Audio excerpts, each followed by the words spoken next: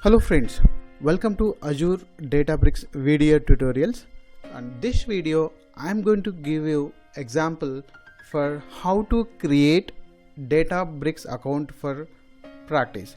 So the previous 3 sessions we have covered on introduction to Azure Databricks and a list of concepts which we are going to work in any of the projects. So this session, how to create free Databricks account for training or for practice. So normally if you go with the Azure account, so you cannot create a clusters. So if you go with Azure account, you cannot create a clusters. So what we will do, we will go with instead of Azure account, so directly we will go with Databricks account. There we can create one new using any new Gmail ID and password, and we can create a clusters and everything. It's part of our training. So we can create a cluster and we can do all this stuff. Let's start with that. So directly you can go to databricks.com. So previous sessions I have covered on creating a cluster using Azure, right? So this session is completely on directly Databricks account, which is we can create a new cluster. So go to databricks.com. So you can, there is an option called try Databricks. You can click on this and there you can fill the information. It's not required to fill your working email ID. So directly you can go with any personal Gmail ID, Databricks, or you can say TechLake.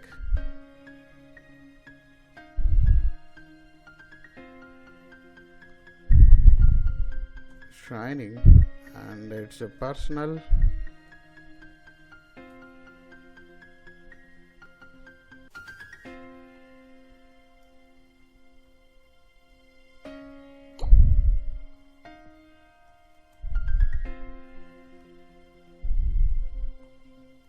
So I'm going to create using some Gmail account and select data engineer, and you can say learning. Anything you can choose this other options, or you can go for exploring data science or production machine learning. Just go for education. So education, learning and teaching. So phone number is not required. So this is the information you have to provide. Then click on sign up. So when you click on sign up, here is a very important thing. If you look at this, Databricks platform free trial and community edition. Okay, so this normally people will think that a free trial we can go for this. If you want to learn only Databricks, go for community edition. Why? Because community edition you can create a cluster. You can see this single cluster limited for 6 GB for training purpose. You can go for this limited max 3 users. So 3 users you can share this workspace and they can work on that. What is mean by free trial? So free trial they are giving 14 days. So this free trial, you can integrate this Databricks into Azure or AWS platform. So that is a major thing if you go with a free trial. If you want to learn for training purpose, don't choose this option. Why? Because if you choose this option, again you need to create account in Azure portal, or you can go for AWS portal. There again you need to create again free account. If you create a free account, again you cannot create a clusters in Databricks. So if you want to create a clusters in Databricks, again you have to go with Azure pay as you go. So pay as you go means, so again amount will be charged. Whatever you are creating a Databricks account, for that it will create a storage account and multiple storage accounts, and multiple resources will be used for this your Databricks free trial. But Databricks will be free for 14 days. Whatever you are using the resource in Azure portal, those will be charged. So what we can do, instead of going this Databricks free trial, so directly can go with the community edition for practicing, like understanding the concepts and everything. Just start with the community edition. Only differences, I will tell you what are the differences between community edition and Databricks for business. Let's go with the educational purpose. Just we are learning. Get started. So it's creating account. So you will get a OTP, that's like a confirming your mail address. So check your mail ID, then you can give the password, because whatever we have created as of now, we are not created any password, right? So you will get one mail. So just open that mail and create a password. Just I am doing in my mobile, it's a password thing, right? So just you can log into your Gmail ID, then create a new password for that. So once you will get new password, then you can log in that. So I'm creating a password. I'm doing everything in my mobile, this password related.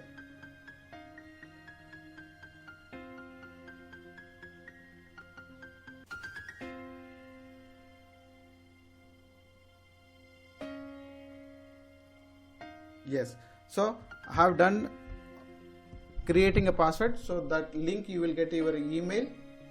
Just again go to Databricks.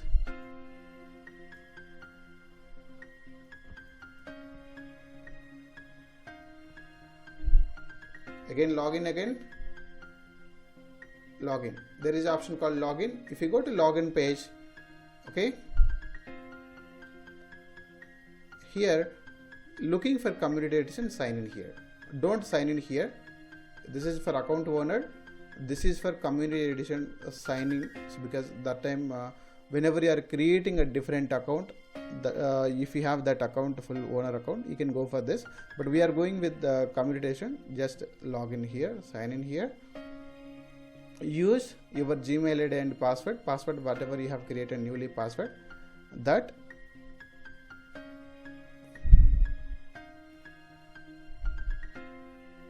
so this Gmail I have created for training.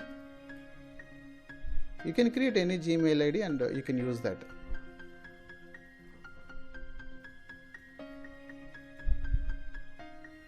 So you can log in now.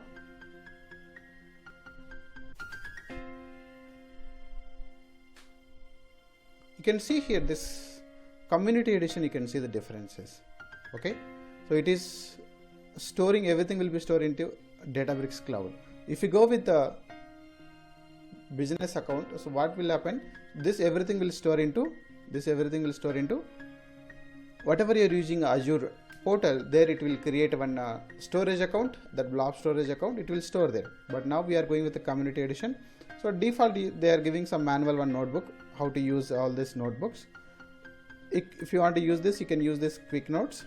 Okay, and the topics wise I have already covered all these topics. You can go through that my tutorial 1 to 3 videos whatever I have created.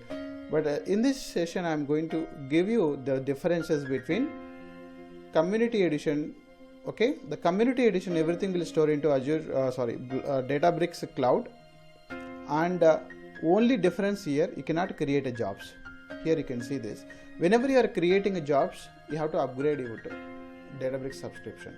So mean community edition you cannot create a jobs, that is only difference.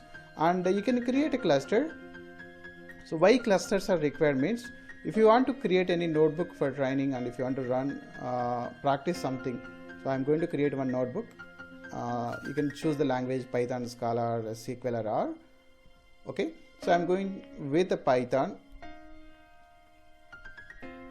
test notebook I'm creating here.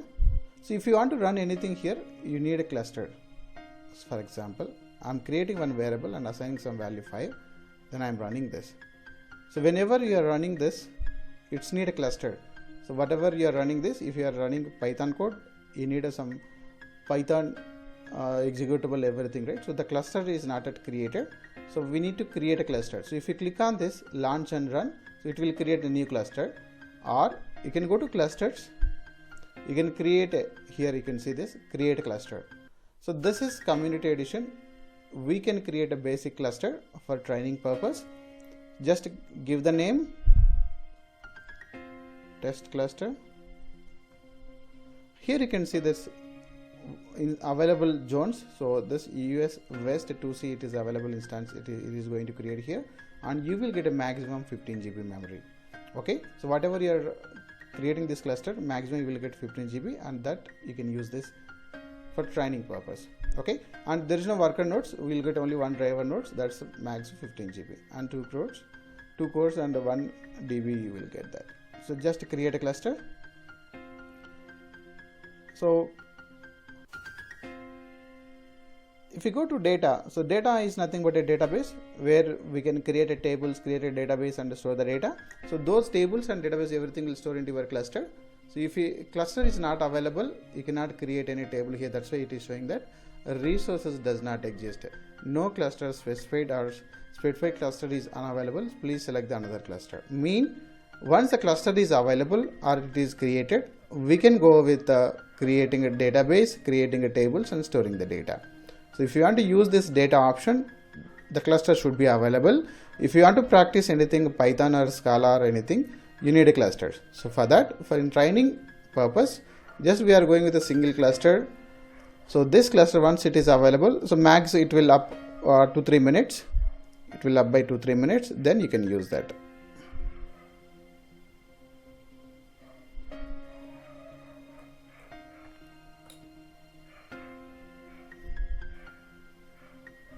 Yeah, cluster is available now. Okay, then we can go to notebook. Then we can open the notebook and we can run any of the commands. So that notebook will be attached to your cluster. So just here I am typing a equal to some value. So just you can attach that notebook, click on here, then attach that notebook. Then you can run this command using this run cell. So it will be executed and you can see the output as well in this window. Default you can use control enter is the option. So you can see the output. So whatever you are running this. So default whenever you are writing anything, whenever we are saving this notebook, we are saved as a Python. So you can run any Python code here. Other than Python, if you run SQL, directly we can run %SQL. Just create a database here using a create database name. So if you go to data, you cannot see any database here. Only default is available. Like you can create a new database, then it will be created. Once if you get OK, the database is created. Then if you go to data, you can see the new database. Whatever we created, the database is available. Like this, any SQL command we can run here using %SQL. If you want to run any Scala or other things, you can go with using %Scala for Scala, because we saved this notebook as a Python. So you can go with if you want to run SQL, you can use SQL. If you want to run Scala, we can use %Scala. If you want to run R, we can use R. So like this, any commands we can run, multiple commands also we can run here in this notebook. So whenever you are creating a new notebook, you can create a new notebook with other language. If you want to run Scala program, if you want to run R program, you can create like that. Just I am creating one list value. Just you can see here it's a Python. And I'm creating a new command. There I'm running that. You can see the output. So if you want to display all these things, if you want to run a Python code, we need a cluster. And here list of shortcut codes, you can see this. Later you will come to know all these shortcuts one by one when you are practicing one by one. Here you can see the list of shortcuts. Like this, we can go for creating cluster and doing practice in community edition. So here we are not interacting anything with Azure, because we are not created any Azure database accounts or storage accounts. We are not created. Just everything will be stored into your Databricks community edition. So whatever we are creating workspace notebooks, everything will be stored into data clusters. Everything will store into cloud Databricks account.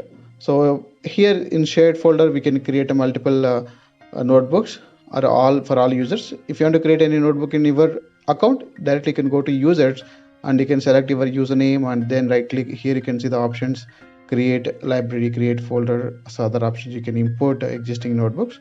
Like this, we can go for we can use this for training purpose using this community edition. If you want to drop this cluster, so directly you can go for the terminate option or delete option. There is a delete option here, you can see.